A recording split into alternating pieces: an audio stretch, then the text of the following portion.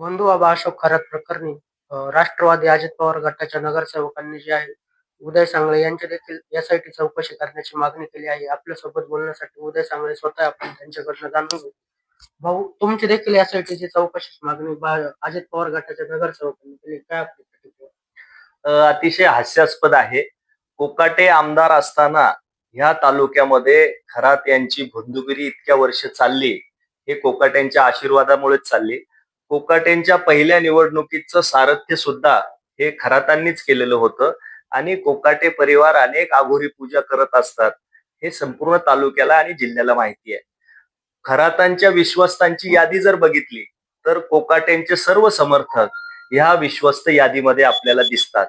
त्यामुळे अशा प्रकारचे आरोप करणं, सिन्नर तालुक्याला 8-8 दिवस पाणी येत नाही, शहराला पाणी येत नाही पियायला, आणि खरातला 39 लाख लिटर पाण्याची परवानगी हे कोकाटे आमदार असताना मिळते, याबाबत उलट कोकाटेंची चौकशी झाली पाहिजे, असंच उलट माझं यामध्ये मत आहे.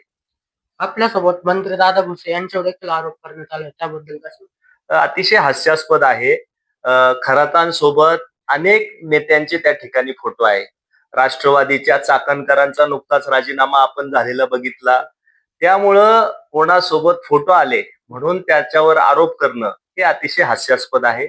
वैफल्यग्रस्त झाल्याने उलट मागील 6 महिन्यात कोकाटेंची रमी खेळ, बेताल वक्तव्य यामुळं आणि खरातांची भोंदूगिरी सिन्नर तालुक्याला, कोकाटे आणि खरातांमुळे सिन्नर तालुक्याचं नाव संपूर्ण राज्यात बदनाम झालंय. योगेश माळणकर, TV9 मराठी, सिन्नर, नाशिक.